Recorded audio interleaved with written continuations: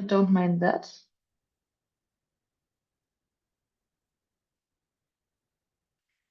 Any last minute questions, guys? We're about to start. I don't, you know me, I don't mess around with these workshops. We start sharp on time, we finish on time, and everyone gets what they wanted. So don't worry, this is not going to be a prolonged introduction from myself.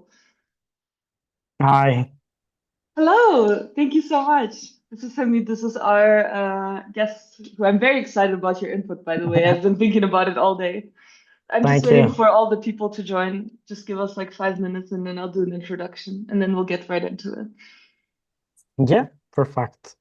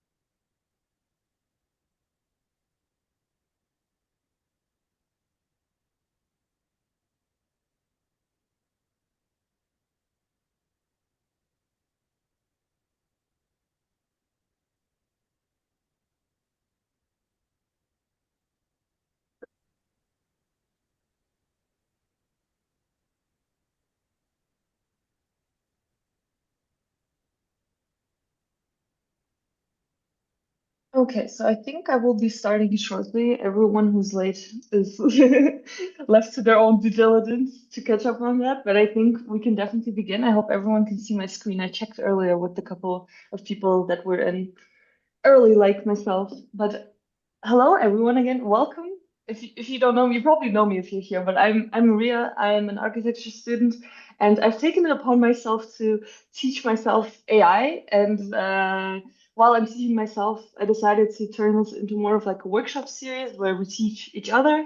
I'm actually working with a couple of you guys to learn Comfy UI next, which is super exciting because I don't know how this works, and I'm interested in figuring it out. But this whole workshop situation has been going on for 4 rounds now. We're in round four. And today, not only do we have an amazing guest, but we're also going to be tackling render to animation, which, if you don't know how that even works, it's going to be like a video of your project, which is rendered, which is crazy. But okay. Before we get into that, though, we have so much amazing stuff. We're going to have Hamid doing his guest input today, who is the CEO of PAAcademy, which we'll get into now. And obviously, the architecture storytelling will be done with different AIs. Today, I will be using Krea and Pika art, which has been requested by some people last time. So let's look a little bit into what we're going to do today, just before we get started.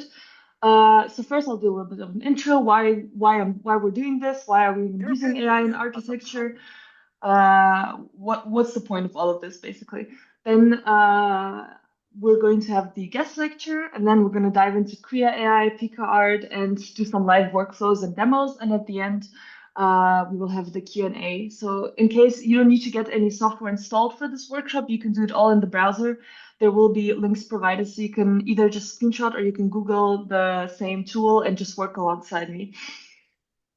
So before we get into it, why are we even using AI in architecture? What am I doing? Why am I doing this thing? So I think for me, I've really understood that AI is not a trend anymore. It's something that's becoming a daily tool for a lot of architects. And they say that it's not just something that you use once and then you forget about it and you keep going with your workflow. It's something that actively shapes how people create architecture today in this day and age. And I think that's why we all should learn it and need to learn it. Usually AI is used for like visuals, mood, and space diagrams. And you can use it to really experiment and try out different stuff before you get into your design. So I think for me, I've discovered that the AI is best either in the very early design phases or in the visualization phases, but we'll talk about that later. And it just helps you get away from this blank page moment where you have nothing on your page, you don't know what's going on. You can get some inspiration, some references going on there with AI, which is super cool. So don't be scared of AI. It's going to be your creative partner, and it's just going to help you enhance your architectural genius. That sounded very corny, but you understand what I'm saying. So now, first, before we do anything, I need to talk to our guest, who is Hamid Hassanzadeh. I hope I pronounced that right. I'm sorry if I mispronounced that, but That's correct. yes, and we're actually joined today by him. He's the founder of PAAcademy and Parametric Architecture, which has over 2 million followers. Is that correct? I Googled that and I was like, how is Yes. that even real? That's insane. So congrats on that, but that's crazy. And his mission is to help designers engage with new technology, with cutting edge technology, to share tools and mindsets that will prepare us for the future and inspire innovation and computational visual practice. So let's all welcome Hamid. I hope you guys are as excited as I am, but I think you should just go ahead and share whatever you want to share with us and go right ahead with your input. Well, first of all, thank you so much, Maria, for the invitation. I think this is really great. You're doing these sessions, and in terms of timing, you're perfect because the third grade, fourth grade are exactly the time period that you have to jump into the design tools of the era that you're living in. Mhm. And I think the first 2 years, 3 years of architecture, you have to learn the principles of what actually architecture is in terms of which I'm going to get into it in my lecture at the end, towards the end. You have to get the principles of architecture. What is a space? What is a good building? What is a good architecture? Building for itself is not just architecture. Architecture is very higher than a building, and uh, after those years, you have to get into to know a bunch of softwares, a bunch of tools that just makes you more productive and enables you to understand the space very good in Mhm. in an architect way. And to do this, of course, you need to work with data, you need to work with people directly, collaborate with other disciplines, and that's how it should be actually. So that's great that you started on time, and I think you have you're gonna have a great career ahead. So congratulations on that, and also your audience that you're gonna develop together with yourself, together with your audience as well. Well, thank you. Let me know whenever it's okay. I can start screen sharing and start presentation. Thank you. You can go right ahead. I'm gonna try to stop sharing my screen so you can let me know if you're able to share yours. It should be just like a button at the bottom. Yeah, Amazing. I just sent a request. Yes, Perfect. You should be able to see my screen. The I do. also, okay, great. The evolution of architecture practice. Okay, just let me hide these panels. Video panel, Beautiful floating presentation. menu. Thank you. So I hit almost everything. So if there's anything that you want to cut me, feel free about that. If there's any questions in the way, I would suggest to keep them towards the end. But if I'm interrupting or something, just let me know, and I'll just enable the panel again. So this lecture is almost like gonna take 45 minutes. I'm gonna be a little bit fast on describing things. It was almost like 200 slides. It requires more than 50 minutes, but I tried to minimize it for 40 minutes. And it's the accumulation of a few years of research, like my 8, 9, 10 years of investing into parametric architecture, parametric design, researching what it's coming, where it's coming from, the tools, the history, the roots of it. And also, I tried to bring it into like a presentation format. And it was not always like this. It evolved to be something like this. So The first lecture I had in 2018 was not like this, so I had to develop it throughout the years. And every time a shift happens or a new tool emerges, I had to update the lecture. So this is the most recent lecture, the most updated lecture that I have, but also regarding some of the tools that are updating constantly.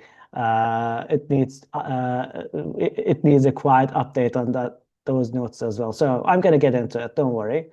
So my name is Hamid Hassanzadeh. I'm an Iranian architect. I was born in Iran, and I have been growing with that rich culture and history and architecture of Iran for 25 years almost. Then in 2015, I moved to Istanbul to pursue my career abroad. And that's also the time I established parametric architecture to dive deeper into the advancements in these kind of tools. And I've been traveling and I've been meeting with all these pioneering architects, designers who are trailblazers of our industry, and asking and interviewing them and asking about their ideas of these advancements, these tools, how they are using them, what are their thoughts about these tools, and what are their visions and future thinkings about the future of actually the industry, the AEC industry, or generally the architecture, if I can say,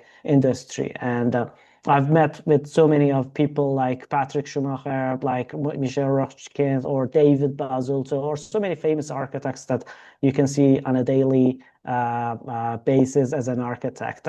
I'll start this quote with a quote. I'll start this lecture with a quote from Leonardo da Vinci, which says, "Nature is the source of all true knowledge. She has her own logic. She has her own laws. She has no effect without cause, nor invention without necessity." And here you can see how he emphasizes on the importance of nature, trying to decode it and finding solutions for the problems that we're facing right now in our daily era. And it's a great source to go study and decode it and implement it in our own ways. I'm going to get back to this code towards the end of the session as well.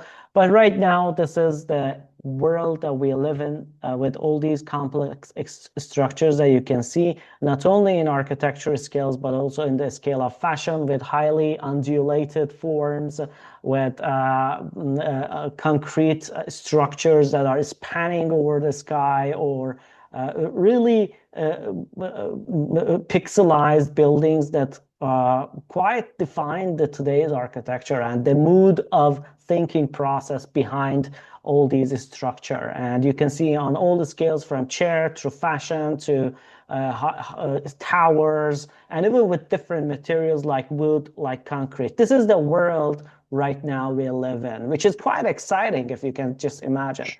In this lecture, I'm gonna talk about four main topics: the hand drawing era, where it is started, computational design, AI integration, and also about PAAcademy and what we're doing at PAAcademy.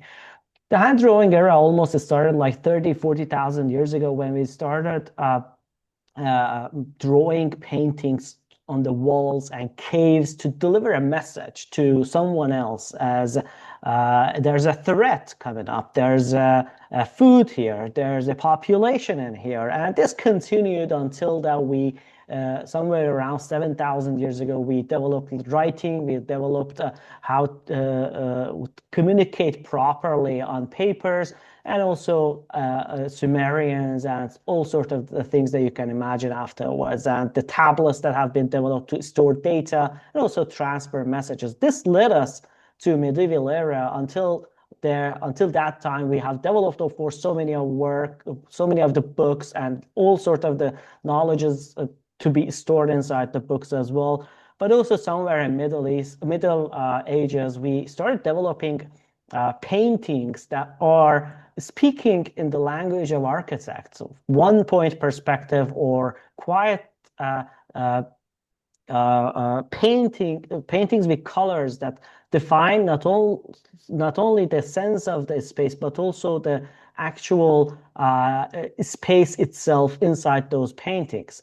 And this continued until the Renaissance, and we can clearly see from the drawings of Raphael or Mussolino, that they are transferring these spatial understanding of the environment through their paintings, through their drawings, and you can see in this image that it is clear it's a one-dimensional perspective and how they value architectural aspects in their drawings. This continued until we had two-point perspective, and we developed quite complex drawings somewhere around 1500, 1600s with the architects like Andrea Palladio or Brunelleschi developing these kind of advanced drawings before the buildings get even built. The Villa Rotonda drawings are a great example of this,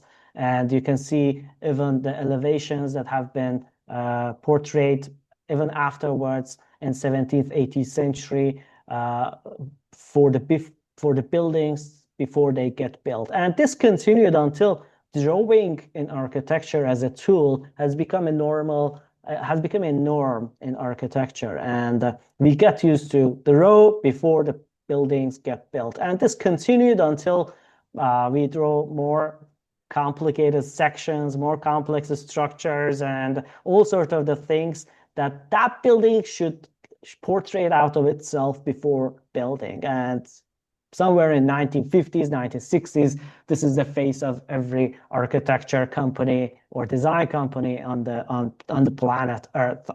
The image on the right side looks like an AI generated image, but it's not. It's a real image from one office in mid-19th century, which showcases directly how, sorry, mid-20th century, which showcases directly how they were drawing on the tables.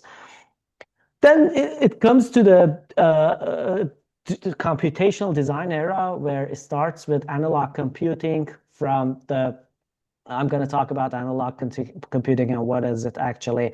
Even from 12th century Iranian architecture, you can see all these muqarnases that has been done by architects like Ali Akbar Isfahani, even with calculating on paper all these structures, drawing them, and even millimeter by millimeter, going into the details and implementing them. This is a great example of how they use even without having computers around. Antoni Gaudi is another architect who invested a lot of his time on developing material computing and analog computing by using these hanging chain models or upside down models of the buildings.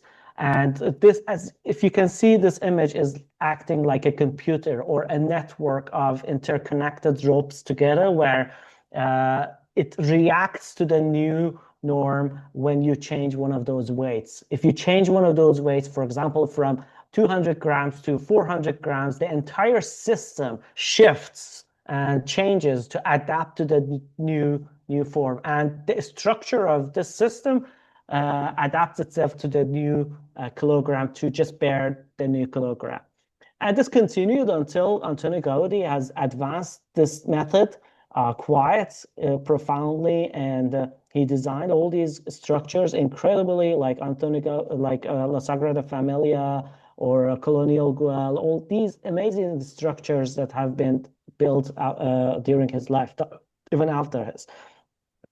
This is a great example of a grasshopper kangaroo model, where it showcases what Antoni Gaudi was thinking with his upside down models. This is not exactly the same structure or is not exactly the same example, but this is a good example on how we are designing with kangaroo and rhino right now in our computer system, where Antoni Gaudi had to do it just by himself on his own.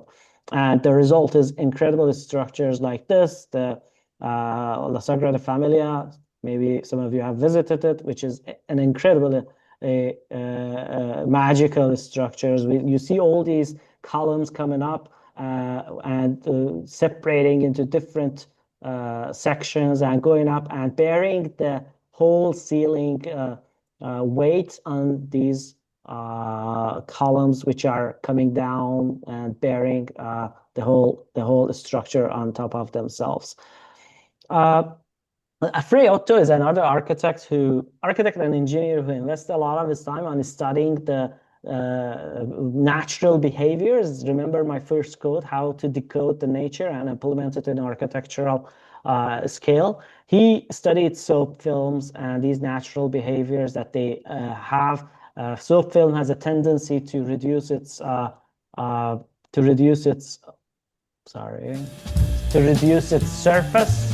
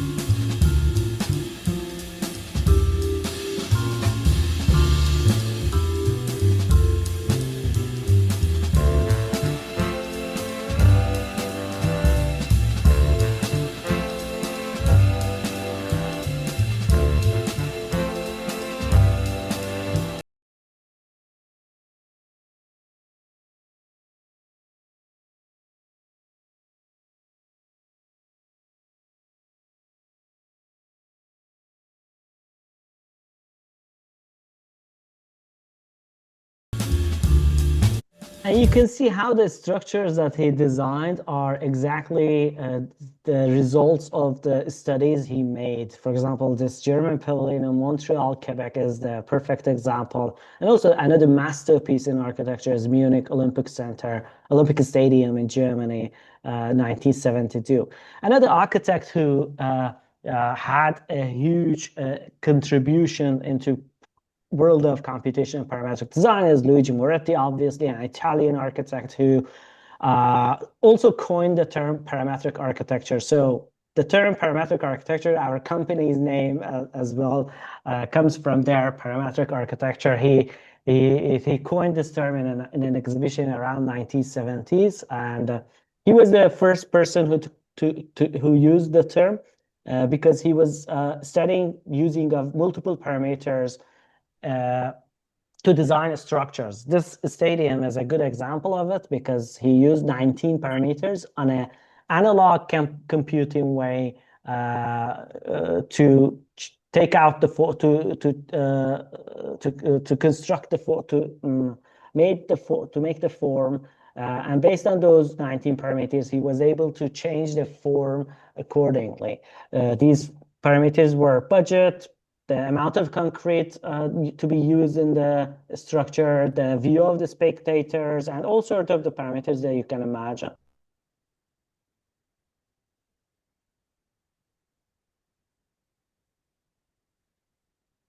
The minimal surfaces, unreinforced concrete minimal surfaces that can stand like this, which is incredibly genius work. And they can bear the entire structure's load for themselves. And this is an unreinforced concrete. This is very, very unique way of building structures. He contributed a lot to the computational era with his minimal surfaces studies. The 2D drafting era almost started with the contributions of people like Ivo Sutherland with Sketchpad, which he designed a software and computer pen where he could, it was basically doing the AutoCAD's work today, but it was very, very basic and it was quite expensive back then as well. Almost like $3 million to just host one of those computers in the university. But it just built the structure. It just built the infrastructure to build the softwares afterwards as well. Basically, he was just drawing some shapes, and it would turn it to a normal line or something like this. Pierre Bezier, an engineer, an automotive engineer who was working at Renault, who developed these Bezier curves. If you have worked with 3D modeling softwares like Rhino, 3ds Max, Maya, you've definitely heard about Bezier curves because that's an option right there. And Pierre Bezier was an engineer who proposed the idea of parametric curves, where they could store the information of those curves into a computer environment. Before in automotive industry, to construct or to make a car, they had this sample car where every time they wanted to make a new car, they were going and measuring that new car and then implement it into the new car. But after people like Pierre Bezier,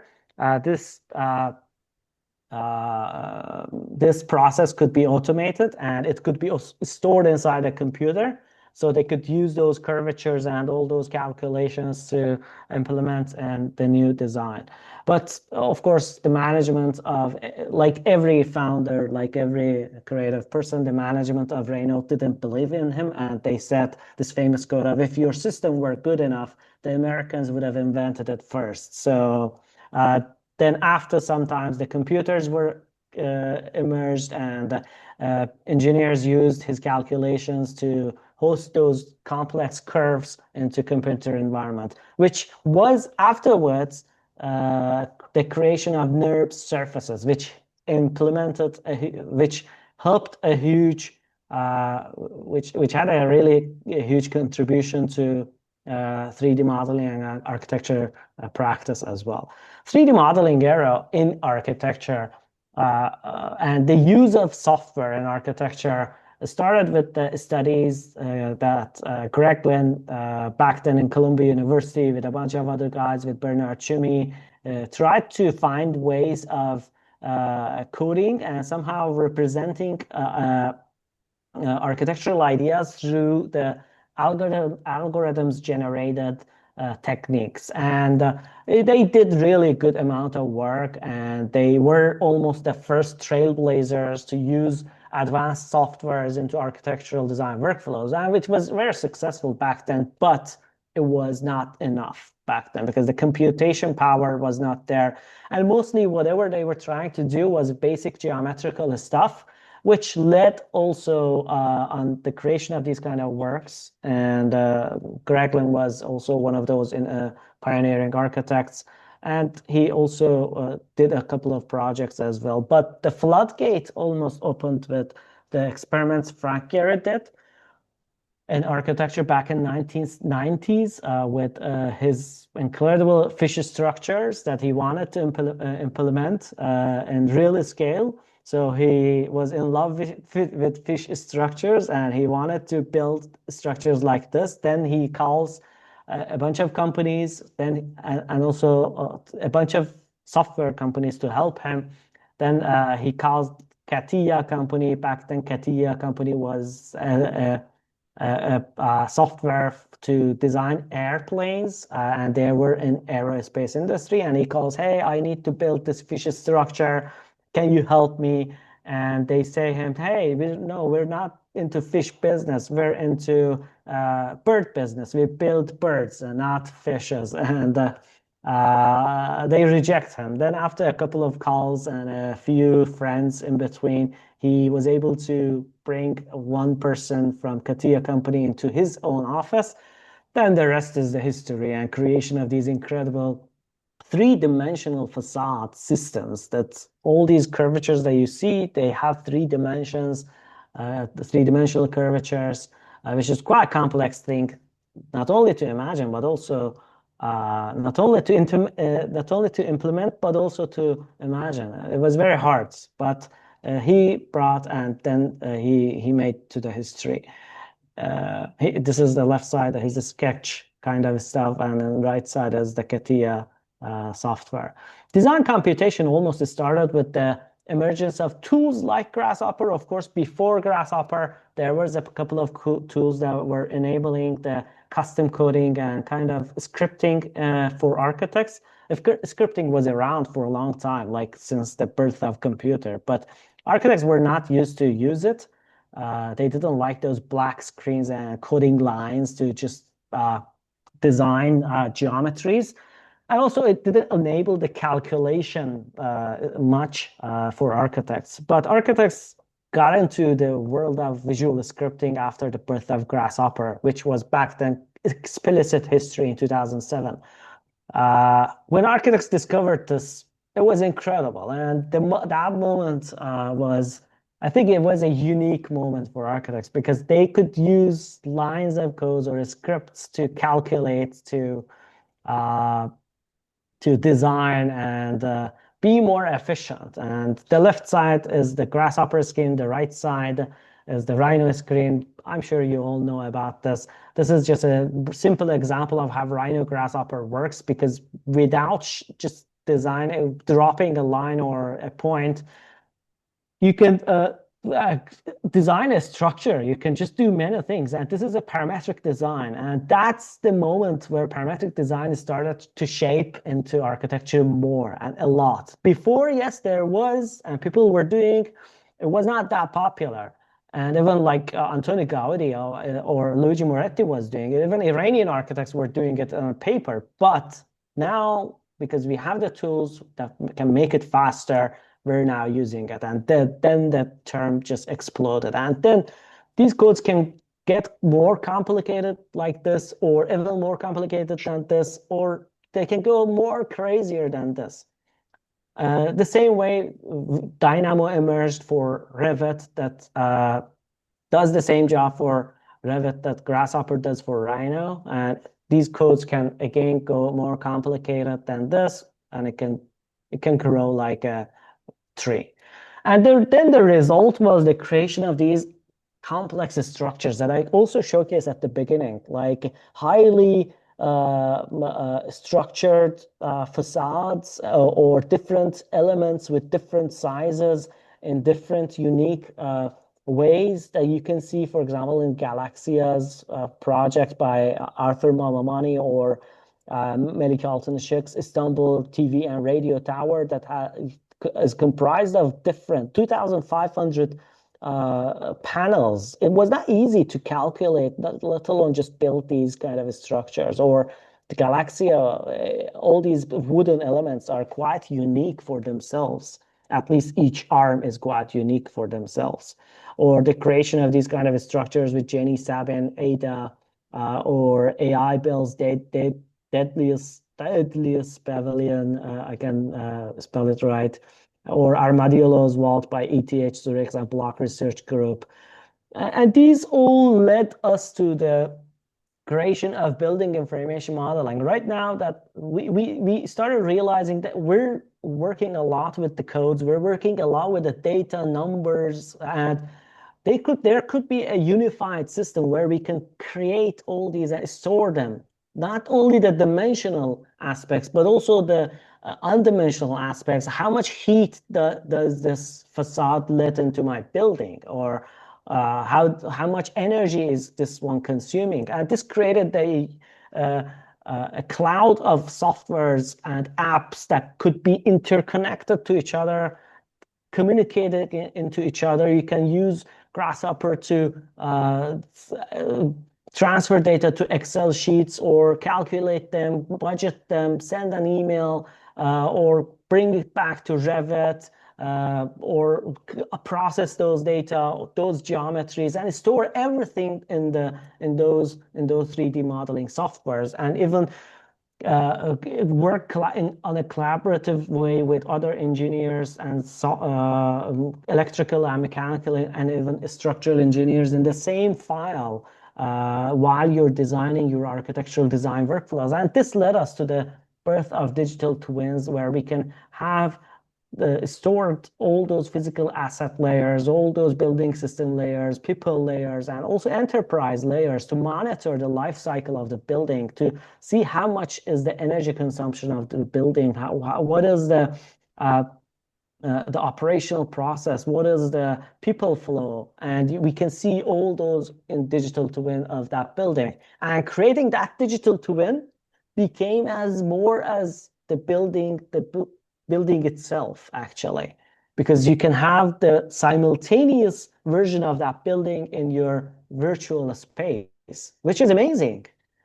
And this led us into the creation of the smart building and a smart building with system architecture as well, where you can plug your car into your house and you can plug your bicycle into your house. You can monitor the energy consumption of your entire building, and you can calculate on a year how much electricity you are using, how you can monitor your building with CCTV. You can do all sorts of the things, and this led us to create these kind of smart buildings. The automation, with all these things in hand that we use a lot of data to design, there should be we reached to a point that we said, yeah, we have to have much better ways of building structures as well, which led us to the automation and manufacturing and construction as well. We started experimenting with 3D printing, with drones, with robots, to even collaboratively working together to build the structures, like in this example with ITK University in Stuttgart. They built these prototype pavilions to showcase what is possible in today's technologies, or 3D printed houses by Perry, which showcases how advanced we have become in terms of the manufacturing techniques as well. 3D printing has its own problems, of course. It can't print horizontally, it can print vertically quite well, but again, these are the technical aspects that we have to solve, not just visionary aspects. Even for that, even we find solutions that like to build the structures in the form of in different forms to facilitate this process. And even with those proposals, we started reimagining these kind of architectural modules into extraterrestrial life, into different planets as well, like Mars with this AI Space Factories example. And even we built the earthen version of it, where you can Airbnb inside it for a few nights. Or the example projects of Big working with Icon to visualize these structures autonomously built and 3D printed by Icon and Moon. Or even these Stripe pavilions, which I really love them, by Dever and Many, just showcases how spatial design could be inspired by the new tools of manufacturing. Or even this pavilion, a steampunk pavilion by Suminham, where they use stripes of wood and they used HoloLenses to project those stripes of wood and steam bend it while they see the projection of it into space, and they can three-dimensionally shape those bent woods. Or even they can use the HoloLenses to lay those bricks on a facade, or they can print the chairs. We can print the chairs that now are unified, are quite unique, identical for each person, because now we can mass produce again together with mass customization. Or even design in virtual spaces and directly send it, for example, this chair by Arturo Tedeschi, directly send it to manufacturing after designing, even without drawing any 2D documentation for it. So this led us to the era where we now have more intelligent systems, where we call artificial intelligence, and they help us to create visuals. They help us in our day-to-day processes. But I'm not going to dive into what is AI. You already know, but I'm going to talk a little bit how AI generates images. and also the other topics as well. Well, we started accumulating so many data on the internet, and the whole, if you can just imagine, the whole point of internet was to get knowledge and information is stored in a cloud where it could be trained as a data to these AI agents. We started working on those images where we set a few rules and a few codes where we can say we can show the image of a bird, and then the word bird comes from the other side as the result. We started changing this ecosystem where we could type bird, and then the bird image could be shapen or could be formed on the image on the screen. And this just uses a few one generator and one discriminator, where generator generates images, and as it gets closer to the end result, every second it generates 20 million or something like this number results, and the discriminator just gives constant feedback to the generator how closer he can get to the end result. And that rate, when it reaches to higher number, it just showcases you as the result. These are the first images and the first results that were published as the hallucination process of AI, where they wanted to get the image of dog, but they couldn't, which is quite unique for itself, hallucinating AI. I can see multiple animals inside this image. Could be a dog, a snake, or something else. This also was back then in 2018 when the first AI art was won by Mario Klingman, which opened a huge controversy as well. Is AI creating art, or is this art or not? Also, guys at DeepHimmelblau use KuPimmelblau used the DeepHimmelblau with that, where Daniel Bolojan had access to the early versions of DALL-E as well. They fed a lot of works that they did at KuPimmelblau into the system, and then they get the result. This is 2020. End of 21 and 2022, before the launch of even Midjourney or ChatGPT or DALL-E. And even in the same way, Refik Anadol had early access to DALL-E E2, where they fed tons of Zaha Hadid works into the system, and they got this Zaha Hadid-like images as the result. What are some of the tools that we can use in our daily life? Launchbox was first architectural tool that implemented machine learning into their system, not AI, machine learning, where you could use those similar layers you can see and get some suggestions based on those ML calculations on the panels and facades that you could design. Hypar is also another platform. This video is quite old, so they have updated one as well, where you could prompt whatever you want out of the building, but you could easily get the results on your screen simultaneously.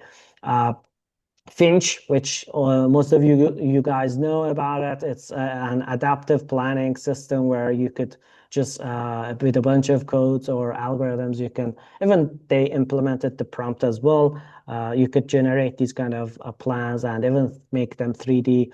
LookX is also using AI systems for not only conceptualization process, but also the documentation process as well. Architectures is also another platform. This video is again old one. They have advanced quite a lot in regards to this. So you can just draw stuff and it just gets you the plans and also 3D as well. Make It is incredible. Autodesk Forma is incredible. I would suggest to check them out. Krea is incredible. V-Ray's AI enhancer is quite advanced as well in terms of solving those noises in their renderings. I'm a V-Ray render guy. I was working with V-Ray render in 2007, so I know how this is a huge thing in V-Ray.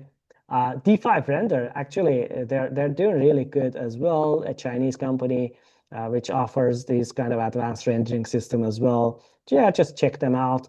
Get floor plans. You can sketch something and then it just draws you a render. Midjourney, definitely. Midjourney 7 is quite fantastic with these sketches. We're going to teach this Midjourney 7 with Rollo in our workshop in PAAcademy quite soon. So just stay on board, just test it out. It's really great. Stable Diffusion, incredible tool. Comfy UI, incredible tool.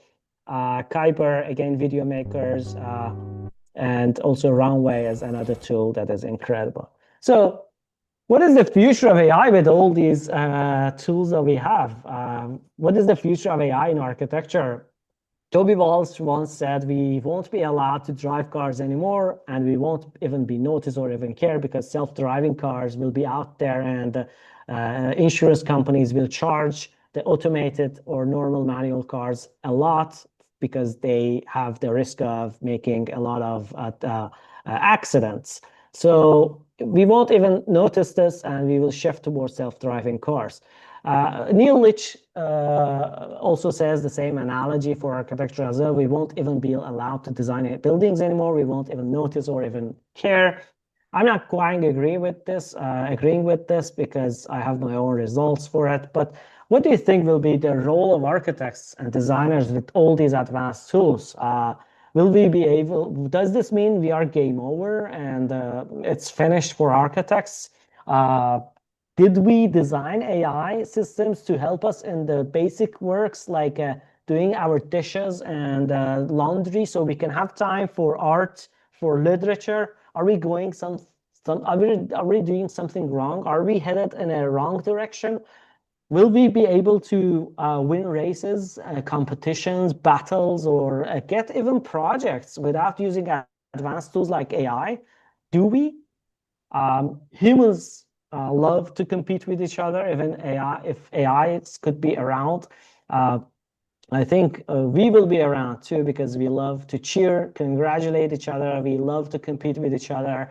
And we want to find who is faster, higher, or better. Even we had cars that were going faster than us or planes flying better than us. We love to compete with each other. That's a very interesting thing to know and understand. What are some of the ethical considerations that we should have and the challenges that it could make? Ethical considerations, yes, job losses, copyright issues, algorithm bias, data privacy, and so many other things that I'm going to briefly mention some of them. Asana, for example, have fired almost like 37% of their employees. Sorry, 29% of their employees with AI systems that could be replaced with AI. This is a real issue, of course. Do we want to live in a smart city or a city that monitors all your actions? Everything that you do in city is being monitored with cameras, with phone, with cars. Do you want to live in that city? I'm not sure if that would be a city I would love to live. I'm not sure because all those behaviors will be fed into AI. They will be used against you. They will be used to train new algorithms, new behaviors. And I don't know if that's a healthy environment that I want to be living in. And also that copyright and feedback loop that if you feed AI with wrong information, it keeps giving you the wrong information as well. And even Elon Musk, or the information on the internet, for example, they can't draw a watch that shows other time than 10 past 10 because all the images on the internet shows 10 past 10 about the watches or the wine that is filled with full of wine, a glass of wine. It's always until you can see half glass of wine. I can't imagine a full glass of wine. And also Elon Musk mentions about this point. Sorry, it's a YouTube link. where it calls it Galileo test. Imagine you have an AI system in the age of Galileo, and the information about the Earth, Sun, and all the solar system is wrong, and you ask AI to do something for you, and it just acts based on the wrong information. This is important because AI can, if you're collaborating constantly with AI, it can disregard the needs of minority people, while majority people have more information on the internet because it gets every information from the internet. It can disregard those needs and give you the designs based on those. So those are very critical issues that you have to take care of it. The changes that could be done and to tackle with these issues is curricular update, access and equity, preparing for unseen consequences, and also incorporating training systems, frequent courses like you can get knowledge on a constant base from a source. Ethics courses, you have to study ethics, very, very important. I think even without touching AI, I think we have to study ethics first, and also interdisciplinary collaboration and learning from other disciplines to go in the right directions, like sociologies and other kind of disciplines to implement, to be aware of what the possibilities. I would suggest to learn ethics with these books, which are really quite good books in architecture as well. It would just open a new direction for you while designing. I would suggest to study art, literature. Don't just, the tool is there, the tool barrier is gonna be away. But what you need to study, what you need to learn is art and literature. You're not going to be again blocked by joining a company because you don't know the tool, because that tool barrier is going away. But if you don't know what architecture is, if you don't know history, if you don't know art and literature history, you're not going to make it far. And every design that you generate from AI will just be an AI generated image. That is you and your experience that conveys or shows what your design is. You can add your human touch into it. You can add your human experience to it. That's very important. I would suggest that beauty is an undermined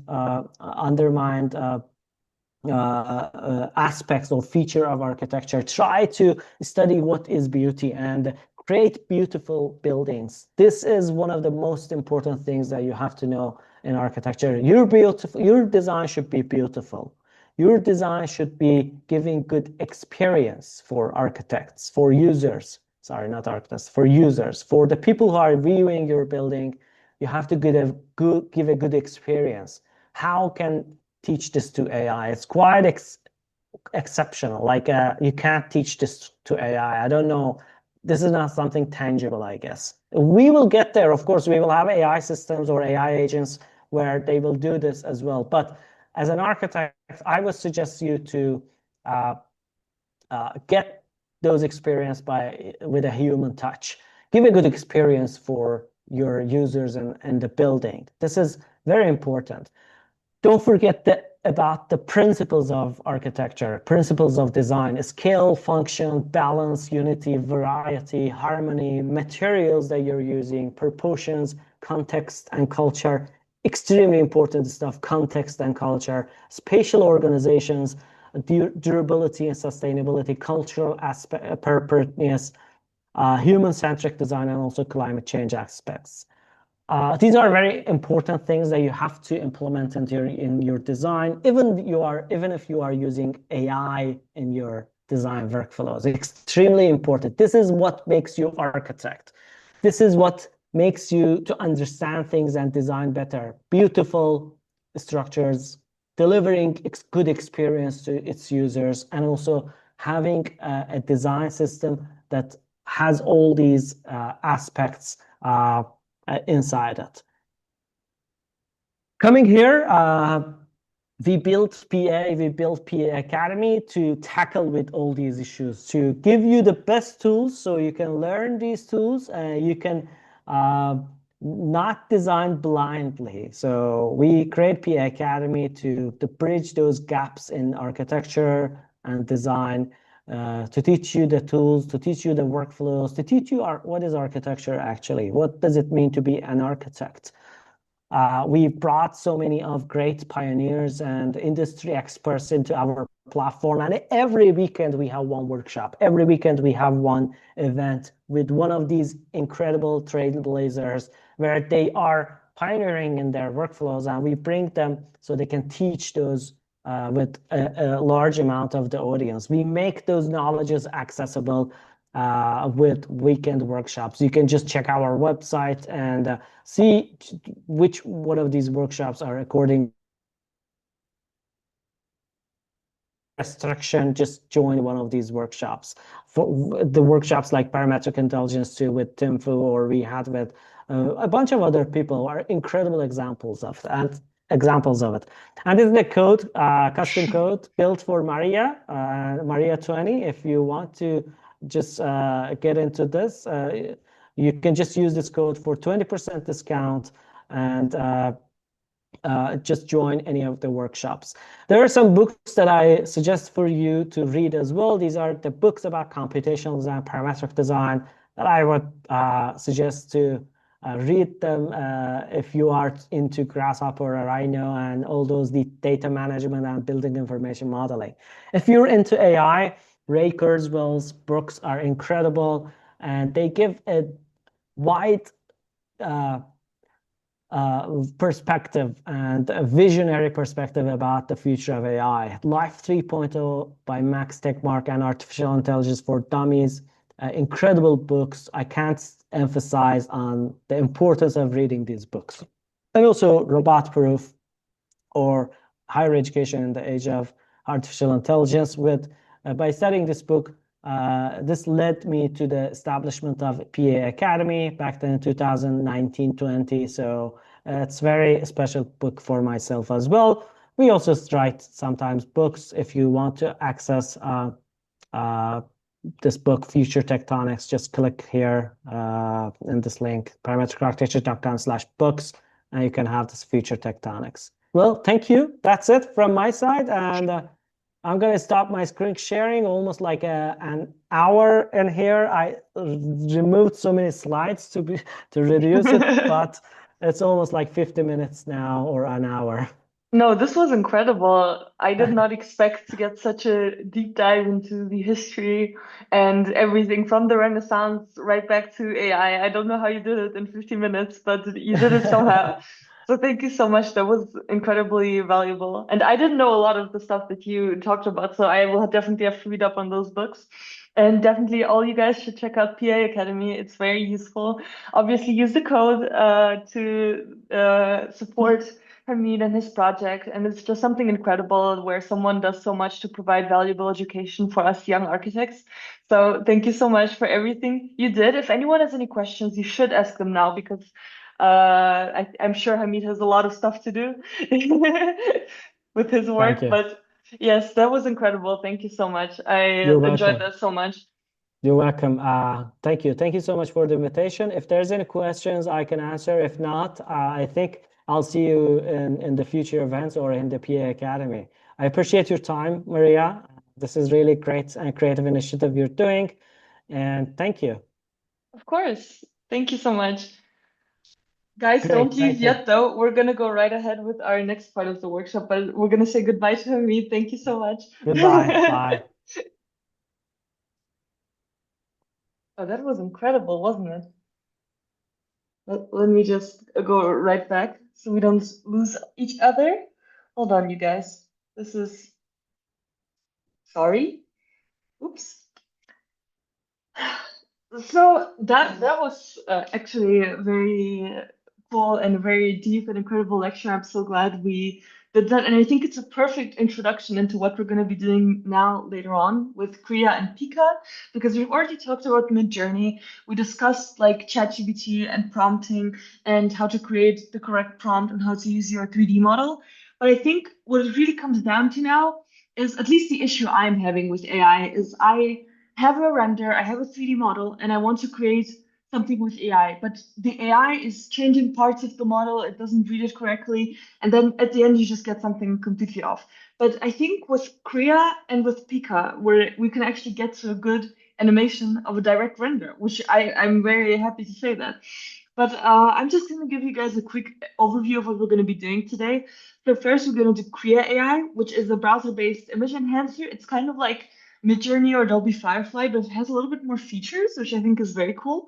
And you can stylize, modify, evolve your renders, and also add details, lighting, and atmosphere. And also, I didn't know that, but Krea now has a prompt-based 3D modeler, so you can write a prompt and it creates a 3D model for you, which is insane, but we're gonna do that. So if you wanna work alongside me, you can just copy this link here or screenshot it and copy it, and then we will do that. And then from Krea, we will go on into Pika, which is an AI tool for animating still images. And basically what you do is you import your render. We're going to be importing our Krea render and describe the movement, and then it will create the cinematic motion for us. So this is basically what I had to this is basically what I was doing when I posted the story today. So I created the cinematic motion in like 5 minutes, and it was super easy. So yeah, and then to use Pika, you're gonna copy this link right here. So let's jump right ahead and go into Krea AI. So what is Krea AI? Krea is not a typical like text to image generator. It's actually more powerful for design workflows.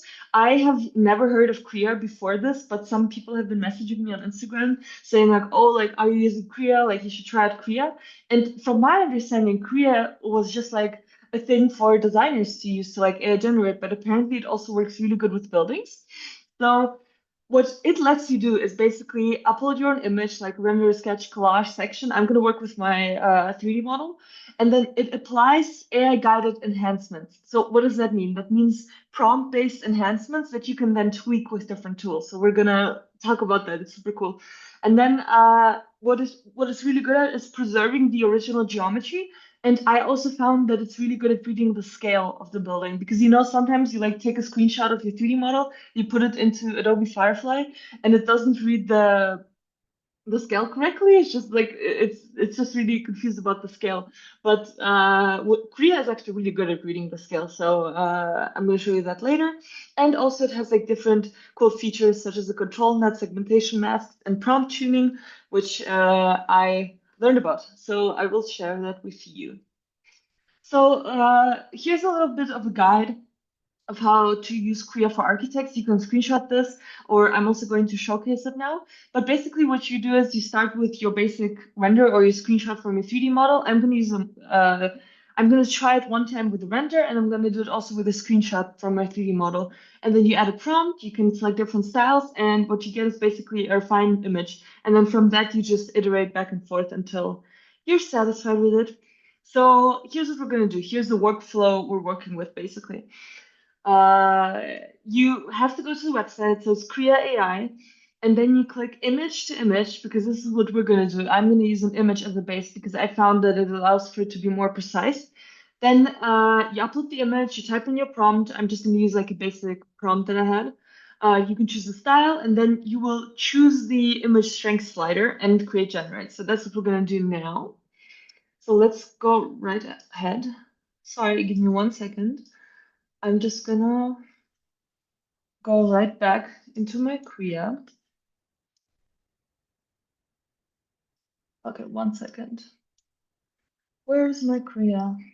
I found my Krea. I am back. Okay, so here we go, guys. This is Krea. So you just type in krea.ai. It's just a website. You can just download it you don't have to download it. Sorry, I misspoke. It's just a website. And what you do is basically, I'm just gonna start with the website again, just like to show you guys from the beginning. So Krea AI. You go in here, and this is what you're basically starting with at the beginning. So it's just an interface. It was a little bit confusing to me at the beginning because there's like so many features, but what you do is you go here to generate and you see image. And this is what you click on. And then here you have your image type input format. So how does this work? So here, this button, the generate button, is what's going to allow you to create the AI render. Here you have different things that will help you make your AI render more like what you want it to be in the end. So they're basically tweaks for your AI render. In order to create the image, you can just write a prompt. So you could write like cinematic building in urban environment, okay? So I'm just writing something very basic. Obviously, you can use a better prompt than me, but I'm just trying to make an example for you guys. So you use a prompt, and then if I were to generate this as is, you can see that Krea is just creating random images based on my prompt. So these are no specific images. However, what I really like about Krea is that it immediately has this like cinematic look to the images, which is very similar to like high-end renders I see from different companies. And I'm really really interested in creating something like that for myself. So you can see this is just AI generated in seconds, which is insane. But we're gonna go right back into what I was doing before to show you. Give me 1 second. Oh, is it stuck now?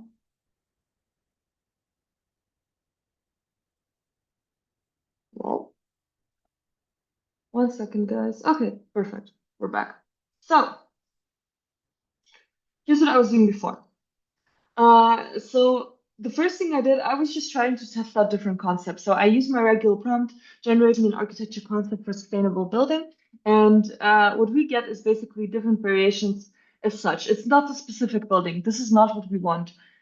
We want to use an image that is from our 3D model that will then get better. So what was I doing? I took an image from my latest 3D model, and I put this in with another prompt. So generate me an architecture concept for a sustainable building. It's the same prompt. And here's, so I used an image, a screenshot from my 3D model, and this is what the AI created. Okay, so it looks much better. Obviously, have too many columns. That's always the case with AI. But I think the interesting part about Krea with this is that it keeps the style of the image. Now, why does it keep the style of the image? When you import an image here, you can select for the image to either be an image prompt, which means that the AI will base its creation on your image, or you can select image style. What does image style mean? It means that the AI will then read the style of your image. So like what are the colors, what are the materials, and then create based on that. So what I wanted to show you guys is I had a really good. So let's see. I have some 3D model screenshots here. Let me find my 3D model. Oh, I just saved it before. Okay, let's just see this. So it's just an image of my 3D model, right? And we're gonna say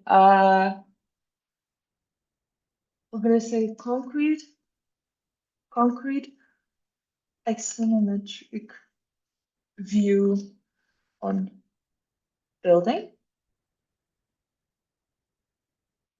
And for the image style, you can look for something from here. What I did before is I used the screenshot of another building that I liked, and then it used that to create like a view of it. And then here, what this 2:3 is the ratio that you're gonna create. So I usually use 1:1. It's just a square image then, but if you want it to be a landscape image, you should probably use 3:1. That's like the regular render image size, but honestly, it doesn't matter. And we're just gonna try and see what it's gonna create. So you remember the image I used. It was just a screenshot from my 3D model. And now, look, so it took the style that I gave it and used my 3D model to like layer it on top of each other. And then this is what it created in the end, which is like, okay, how did it even do that? But what I wanted to show you guys is let's do the enhancement. So if you click enhance, it will start to do different things to your image. So if you just click enhance, it's just going to do its own enhancements, but you can fix the prompt here. So I'm just going to go back in and I'm going to say concrete building in a field at sunset. Okay. I'm going to say air strength 61. I'm going to say resemblance 100. what does resemblance mean? Resemblance is the how identical it will be to your input image. So the input image is how we want it to look. So I'm going to set it to the max. And then clarity is 50 and sharpness. I just keep this basically. You could also select match color and then it will just have the same color as your original image. But since my image is just a screenshot of my 3D model, I don't think I really want to do that. So I'm just gonna remove that and we're gonna click enhance and we're gonna see what it does. Last time it worked really well, so if this doesn't work, I'm just gonna show you my last thing that I did. But let's see. It's definitely very interesting. I have not seen an AI that can create these like artistic watercolor style renders yet. So for me, Krea is definitely a good thing. And you can try you have 10 different times where you can try to use it for free. I have a student subscription, which is $10 a month. You don't have to use it. You can try it for free as well. But I just bought it for myself to like experiment with it. But just so you guys are aware that it does have a subscription base. So let's see. Okay, see, now it changed this to be more of a field, and since I said resemblance 100, it brought back the lines that I had in my 3D model. Isn't that interesting? I could go from here to here. And then here, this is what I was experimenting with before. So I just took a screenshot from my other 3D model, and I said, okay, I already had these chairs and this piano and everything, and I was like, okay, make it be a realistic render of a church scene. And then here I just fixed some colors, and boom, like, look at the difference here. It looks so watercolor, like the light and everything, the reflections. I think it's very interesting. And for me, Krea has been one of the easiest AIs to use so far because last time I tried Midjourney and Midjourney has been confusing. At least for me, it's been confusing. Maybe I'm just not very tech savvy, but I recommend trying Krea if you are not very versed in AI yet because it's been incredible.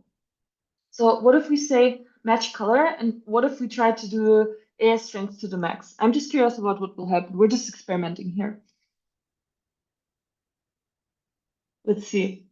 But I really like how it looks so far.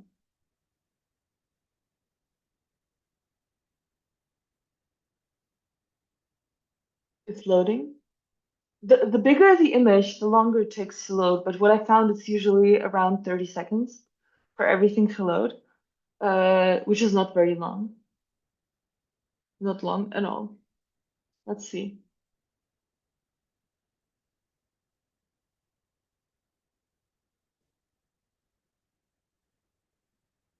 Okay, here we go. So now I set AI strength to the max, and it gave it like the full AI craziness, like more crazy AI people and everything. But do you see the difference? It's like you can really tweak how much AI-ness this image gets, which I think is very interesting. So we're just gonna go right back. We're gonna go back from the enhancer. We're going back to our images, and I'm just gonna show you guys what I've been doing. So what I was experimenting with it before. We created some. This was just with a screenshot of my 3D model. And yeah, so I was not happy with this because it didn't have the correct like windows. So then I went back in and I told it to like use the correct amount of windows, and then this is what it came up with. Obviously, the building here is not fully correct, but you can go back in and you can enhance and then tweak it. But I think I'm happy with it as is for now, and I think it's the most important thing is for us to figure out how to use it later on. So I'm just going to leave it as is. But what I wanted to show you guys is it also has video. So if you go here and you use your start frame and you put in, oh no, wait, here. This is what I was doing before. So I used my AI image and then I put in a second frame of a zoom. And look, it just zooms into our render. So you can adjust what the speed is. You can add audio. You can reuse the parameters. You can extend it. You can copy prompts. And also, with this image, I just put in one image and then told it to turn. So this is what happened when I did this, which is very interesting. So let's just do again. Let's just say slow zoom in. And this video thing, it takes a little bit more time, just because it's like trying to generate the video in itself. But I think while we wait for that, It's very interesting. I really like Krea, but I think what you will be shocked when I show you the 3D modeler because this is crazy. I did not know it can 3D model. I can't even 3D model sometimes, but this this thing can 3D model. So I'm just waiting for the video to generate while we do this. Also, if you guys have any more recommendations for AIs, I should try. I think I'm gonna do Comfy UI and Runway next because those are the ones that have been requested the most. But if you have any ideas, please let me know. So here you can see it generating the image. Not the image, sorry, the video. We're already in video. And it's using the parameters that I set for it. The style, I did not set any style. I just wanted it to be the same style as my image.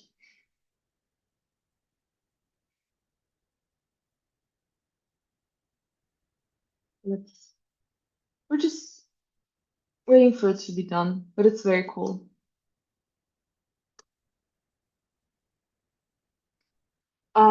Yeah, but apparently Krea was developed more for designers in the beginning, to create like graphics and different styles like that, and then architects just discovered it and took it over for themselves to use, which is very us. But I'm not mad about it. I'm happy it was discovered for everyone, and everyone is interested in that. So let's see. So look, this is now like that's crazy. Like it's just like fully like a pan view shot, like in my 3D model. I think this is insane. Like this, I'm shocked that the AI can do this. Let's just say that. I know I say this every workshop, but I'm gonna go back. Oh no. Okay, here. So I'm just gonna go through a little bit more of the tools that you can use in Krea. So obviously we just did the image. There's also an edit tool where you can like expand photos and stuff like that. The video I just showed you guys. And then also what I like is the obviously the enhancer and then the 3D objects. So I was experimenting with this before and this is crazy. So let's just say we take our render, it's uploading. And we want this to be a 3D model. Okay. And now it's going to create a 3D model from our render image, which can then be imported into Rhino and changed. I tried importing it and it was mesh, but I would have set it to mesh only because then it's faster. But you can also have it be a parametric model, which you can alter, which is crazy. It's not the most precise model, but it's still incredibly useful if you just want a quick model from a prompt. So do you see what it's doing now? It's using what I gave it as an image to create a 3D model, which is just wow. And then basically, I hate this mouse on this computer. Sorry about that. But why is it not turning? It created this 3D model that is the same inside. I don't know if I'll be able to turn it. This mouse is the most annoying thing I have to use. But it's creating a 3D model of the building that you sent it, which is crazy. But I think this is not the most important part. We're gonna go back into our images and I'm just gonna show, wait, where's my model? Here. So this is what I was finally able to create. This is just like a rendering of my perspective. And I'm gonna save that and then I'm gonna go back in. Hold on. I'm gonna go back in.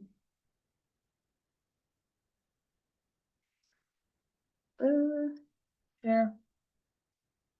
Okay, so we have created our image now. Now we did this Krea thing. I downloaded it. I saved it to project. What do we do now? Now we go into Pika Art, and Pika Art is where we're going to do the video animation. So Pika Art is just another website. You can Google it, or you could just screenshot pikaart.com, and then it should be able to come up. But what is Pika Art?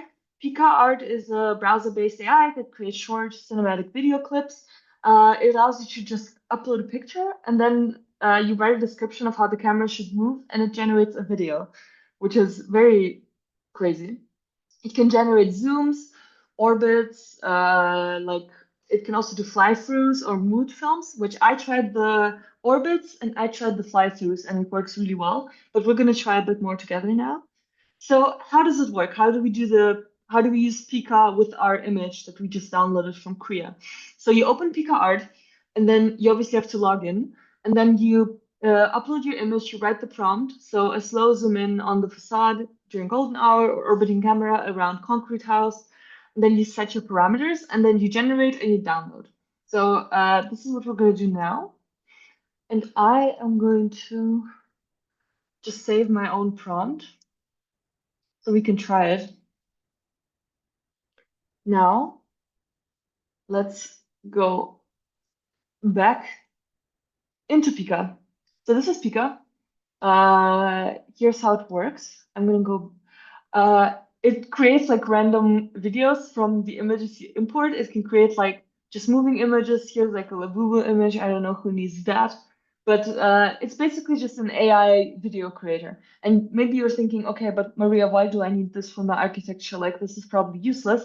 And I'm going to tell you it's not useless because it can use our renders to then create zooms from the renders, which is crazy. So what I have imported here is a render from my 3D model. So this is my 3D model.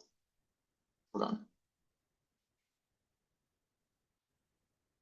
I hope you guys can see this, but I just have my 3D model screenshot and I imported this here. And now I'm going to put in my new prompt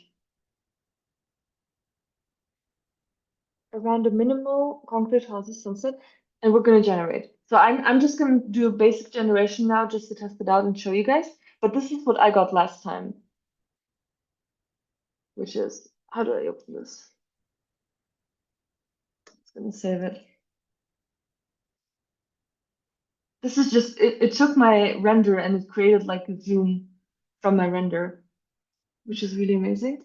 But it takes a little bit of time to do its work. And while it's rendering, I would like to show you guys how the features of the Pika work. So you have different stuff here. What you have is here is a Pika frame. So what a Pika frame is, you can select a beginning image and an end image, and then it will generate a movement of the camera from beginning to end. You can also have Pika scenes, where you can upload multiple images of your model, and then it will create a sequence in a video. You can also have Pika editions where you have video and an image, and then you tell the AI to create a video based on the video you shared with the image you provided, which is crazy.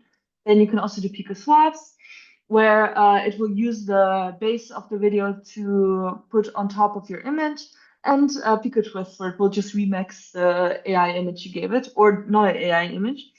And then there's also different settings.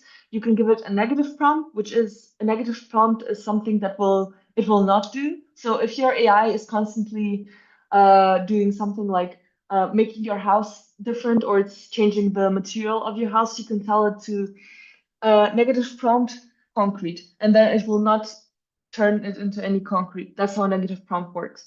And then you can obviously select the aspect ratio. I have it set to Instagram story, but you can pick it for yourself. And then obviously there's different subscriptions you can have. I just got the standard one to show you guys. But this is how Pico works. I'm just waiting for it to generate. But if we go back, so how does while we wait for the Pika, I just wanted to show you how the use cases are actually worked in practice. So usually what I do with these animation images, I can put them into my portfolio as like little moon films. And then when the practice downloads my portfolio, they see like a little animation on my project, which can be interesting. You can also use it for studio reviews and like small presentations just to show some variety, not just renders. You can use it for social media or your content, which is probably the best place to use it since it's AI. Like for stories, for promoting your project, and also it's good for like quick iterations and just showing movement of light, time, and emotion. Because at least in Germany, where I live and study, you always have to do like a light diagram, a time diagram, an emotion diagram, like aesthetics diagram. But with these animations, you can show that in real time, which I think is very useful. And after we're done with our workshop, where you can go next is you can actually go back into Krea AI and Pika art and also parametric architecture or PAAcademy and look up more courses on this. Or I also found some good like YouTube channels and videos, which especially this Krea AI for architects was really helpful. And PAAcademy also has some online courses for this AI. Also, I have found some good templates I can share with you guys later. I'm just gonna go back in to check. This is taking a long time today. Yes, but do you have any questions so far while we wait for the Krea? Or is there anything unclear from what I was saying that you would like me to specify? You can write it in the chat if you have any questions. I'm actually going to, I wanted to,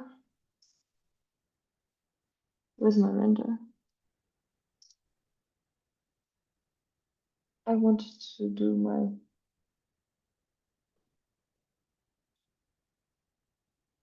yeah, so I also created like little axonometric animations like this, which was very interesting. Like you can just do a screenshot of your 3D model and give it a style and we'll enhance it. And then also if you click on this variation tool, it will create variations of the same thing, which I like, and you can also favorite it. And then here on top, you have a different, you can also turn 3D objects, assets.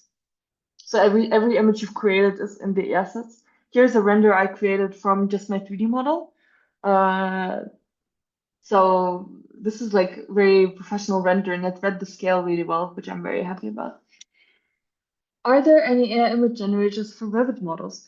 So the way it's not generating directly from your 3D model, it's generating from a screenshot of your 3D model or an image of your 3D model. So what I usually do is I go into my Rhino model, I take a screenshot of it, or I export it into vectors, and then I input that into the AI because the AI can't actually read a 3D model yet. It's just using images and then layering on top of it.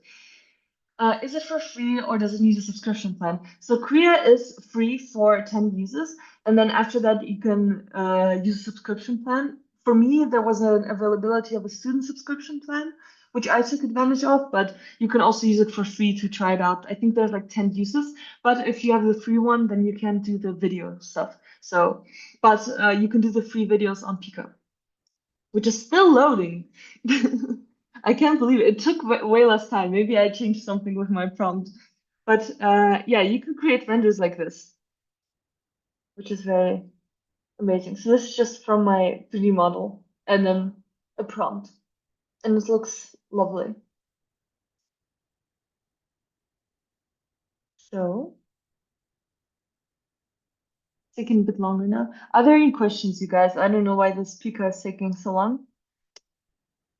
I feel bad for making you guys wait because I don't want to make anyone wait. But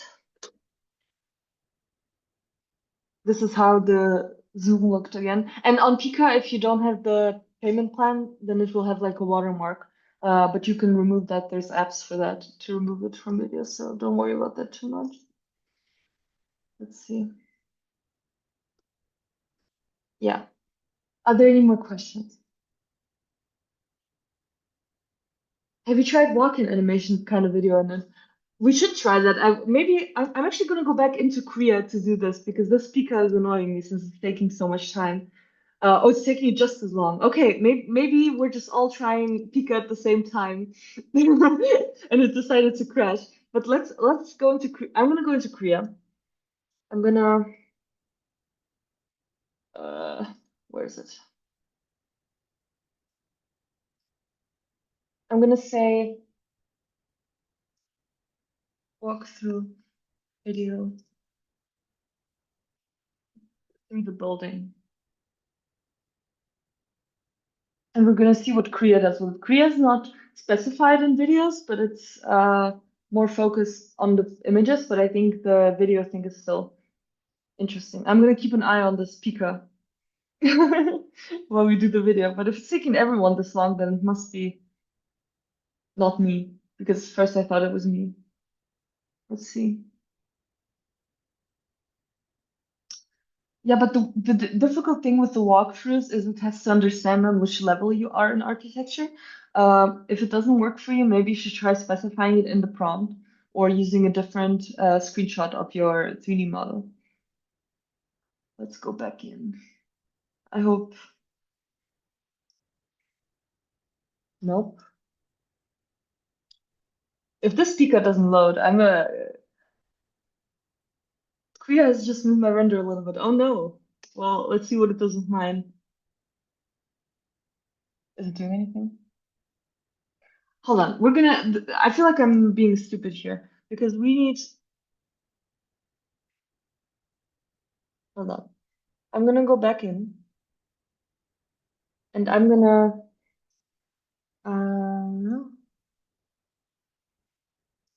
What I did before is I took a screenshot of a smaller part of my image, and that's where I want it to be. 1 second.